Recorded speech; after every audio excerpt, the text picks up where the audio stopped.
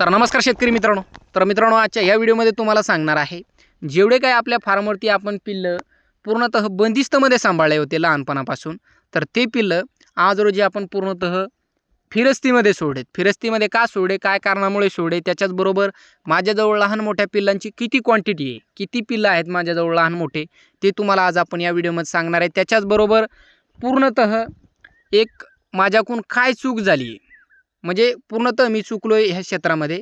ही जर चूक तुम्ही करत असाल, आता मी तर चुकलोच आहे, आणि काय चूक माझ्याकडून झाली ते तुम्हाला सांगणारच आहे. आणि जर माझ्यासारखी जर चूक तुम्ही करत असाल तर बघा, शेळीपालन या व्यवसायामध्ये तुम्हाला प्रॉफिट दिसणार नाही चांगल्या पद्धतीचा, किंवा जिथं आपल्याला कमी मेहनत करावी लागेल ह्या क्षेत्रामध्ये तिथं आपल्याला एक जास्त प्रमाणात मेहनत करावी लागेल. तर काय चूक झाली आहे ती सुद्धा तुम्हाला आज आपण या व्हिडिओमध्ये पूर्णतः बारीक सारीक गोष्टीची माहिती सांगणार आहे. तर शेवटपर्यंत व्हिडिओ नक्कीच बघा, पूर्णतः मोकळी चर्चा होणार आहे. सुरुवात जर बघण्यात झालं मित्रांनो, तुम्हाला सांगतो मी पिल्ले काय रेंजमध्ये आता माझ्याजवळ आहेत. सर्वसाधारण काही पिल्लं माझ्याजवळ 3-3.5 महिन्याची सुद्धा आहेत, काही पिल्लं 2-2.5 महिने, 2-2 महिने, अडीच, किमान 2 महिन्याचेच आहे, पण 2-2.5 महिने आपण धरून चालू. सर्वसाधारण काही पिल्लं आता आपल्याजवळ 8 दिवस 10 दिवसाची सुद्धा आहेत, आणि याच्यानंतर काही शेळ्या आपल्या गाभणसुद्धा आहेत. तर बघा, अशा पद्धतीने नियोजन आपलं पूर्णतः चुकलं आहे. का चुकलं मित्रांनो, आज रोजी बघा, पूर्णतः एक लॉटमध्ये मी पिल्ले घेतो असतो. काही काळी म्हणजे तुम्हाला सांगतो मी, एका लॉटमध्ये माझ्या फार्मवरती पिल्ले येत होते, एका लॉटमध्ये आपण त्यांचं संगोपन करत होतो, एका लॉटमध्ये ती पिल्ले विक्री करत होतो, आणि त्यांचा जो मिळणारा प्रॉफिट आहे तर तो काहीतरी आपल्याला कारणी लागत होता. हे क्षेत्रामधून कमवलेला पैसा आपल्याला दिसतसुद्धा होता, आणि तो पैसा आपला कारणीसुद्धा लागत होता. तर चूक काय झाली मित्रांनो बघा, तर एक ब्रीडर होता आपल्याजवळ. प्रत्येक टायमाला आपण ब्रीडर ठेवतच असतो, कधी एक ठेवत असतो, कधी शेळ्या जास्त असल्या कारणामुळे 2-2 सुद्धा ठेवत असतो, काही वेळेस 3-4 सुद्धा असतात.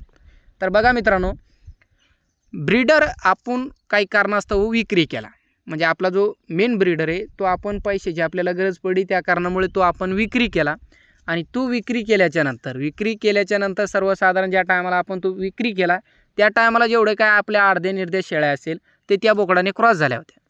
आता क्रॉस झाल्याच्यानंतर तो बोकडा आपण विक्री केला, राहिल्या अर्ध्या शेळ्या, त्याच्यातले एक 2 बोकडं आपले असे होते की ते सुद्धा शेळ्यांना क्रॉस होत होते.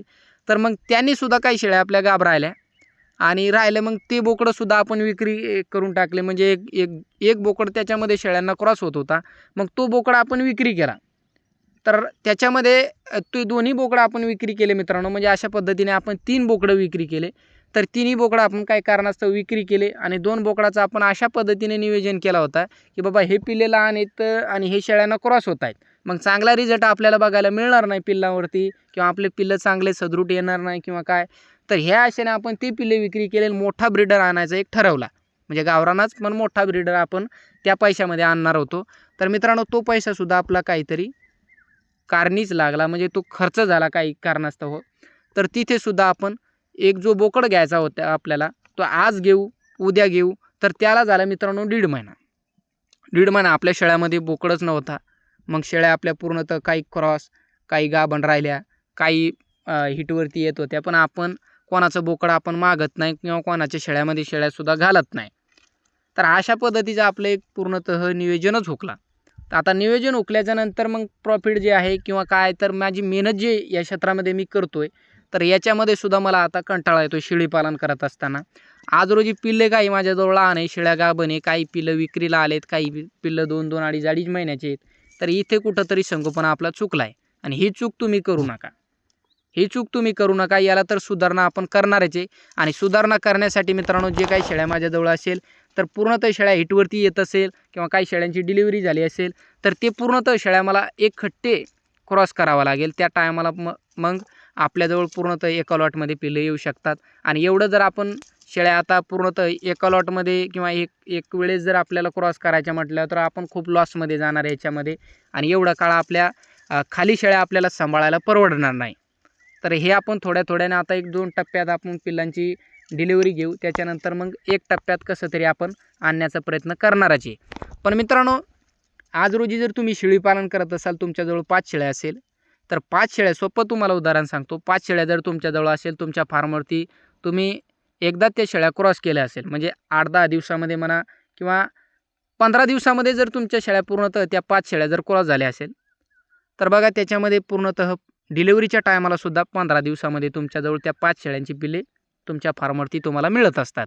मग आता ते 5 पिल्ले जे तुम्हाला मिळलेत कमीत कमी 7-8 दिवसामध्ये मिळायला पाहिजे, ती नियोजन करा. आणि एवढं वर्ष आपण काम केलं आहे, तर तशाच पद्धतीनं आपण शेळीपालनामध्ये काम केलं आहे. 8-10 दिवसामध्ये आपल्या फार्मवरती पूर्णतः पिल्ले आपल्याला मिळायचे आणि त्या पिल्लांची विक्रीसुद्धा आपण एकदाच लॉटमध्ये करायचो, तर खूप फायदा होता त्याच्यामध्ये. तर बघा मित्रांनो, लॉटमध्ये पिल्ले मिळाल्याच्यानंतर पिल्लांचं एक आपण जे संगोपन आपल्याला करायचं आहे, त्यांचं जंतनाशक असेल किंवा त्यांना इतर काही आपल्याला टॉनिक द्यायचं असेल, तर आपण एक कट्टे त्या पिल्लांना देऊ शकतो. त्याच्यानंतर जे गाभण काळात आपण जर खुराक देत असाल शेळ्यांना, तर मग गाभण काळात आपण पूर्णतः गाभण शेळ्यांना आपण खुराक देऊ शकता. त्याच्यानंतर शेळ्यांची डिलिव्हरी झाल्याच्यानंतर त्या शेळ्यांचे पूर्णतः खाली होत असतात शेळ्या, त्यांचं कोणतं टॉनिक द्यायचं आहे, जंतनाशक करायचं का, संपूर्ण शेळ्यांचं आपण एकदम सोप्या पद्धतीने नियोजन करत असतो. मग त्याच्यामध्ये काय कंटाळा येत नाही. पुन्हा त्या शेळ्या क्रॉस होणार, मग पिल्लं आपल्याला काही काळापर्यंत दूध पाजावं लागतं आहे. आता काय झालं मित्रांनो, माझ्याजवळ हे पिल्लं विक्री केले तर डेली आपल्याला शेळ्यांना सकाळ संध्याकाळ दूध पाजावं लागतं. मग याच्यामध्ये भरपूर असा माणूस कंटाळून जातो आहे. तर भरपूर असा कंटाळा येत आहे, पण काय आपण व्यवसाय करतो आहे आणि हे आपण चूक झाली आपल्याकडून, तर हे आपण जागेवर आणणारच.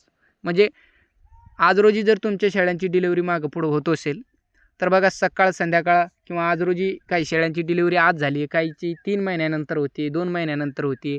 हे पिल्लं दूध पिण्याचं एक बंद करत असतात काही कालावधीनंतर. तर ते पिल्लं पूर्णतः तुम्हाला डेली रुटीन म्हणजे असंच होतं आहे तुमच्या मागं, की बाबा ते पिल्लू पाजा, हे पाजा. मग याच्यामध्ये खूप कंटाळा येतो आहे.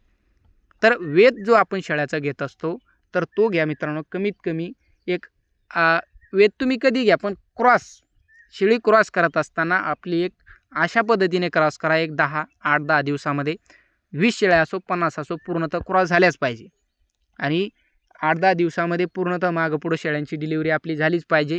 तर तो पिल्लू जो आहे मित्रांनो, त्याचं संगोपनसुद्धा आपण चांगल्या पद्धतीनं करू शकतो.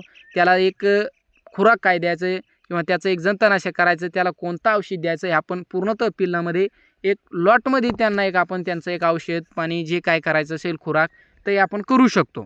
तर राहिला प्रश्न मित्रांनो, जे काय आपण बोकड लॉटमध्ये विक्री करत असतो, तर त्याचा जो पैसा मिळत असतो मित्रांनो, तो आपल्या कारणी लागत असतो.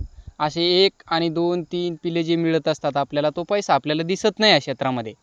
जर तुम्हाला पैसा कमवायचा असेल तर बघा, लॉटमध्ये पिल्लं आपली विक्री करा आणि नियोजन सुरुवातीचा असं करा की आपले शेळ्यांची डिलिव्हरी ही 8 ते 10 दिवसामध्ये झाली पाहिजे. आणि तशाच पद्धतीने शेळ्यासुद्धा आपल्या टोटली शेळ्या 8 ते 10 दिवसामध्ये क्रॉस झाल्या पाहिजे.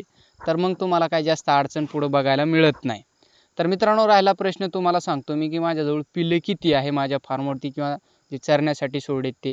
तर बघा, चरण्यासाठी सोडलेत ते पिल्ले आहेत मित्रांनो 17. आणि जे एक आपल्या फार्मवरती आहे, तर ते पिल्ले आहेत मित्रांनो 10 पिल्ले. तर टोटली अशा पद्धतीने आपल्याजवळ एक 10 ते आणि हे 17 म्हणजे 27 पिल्ले आपल्याजवळ लहान मोठे आता सध्याच्या परिस्थितीमध्ये आहे, जे तुम्ही समोर बघताय. तर हे पिल्ले मित्रांनो आपल्या फार्मवरील. तर बघा क्वालिटी. तर कसा वाटला व्हिडिओ कमेंट करून नक्कीच सांगा. आणि व्हिडिओ आवडला असेल तर व्हिडिओला एक लाईक करा. व्हिडिओ पाहिल्याबद्दल मनापासून धन्यवाद. ह्या चुका करू नका मित्रांनो, फायदा बघायला मिळत नाही.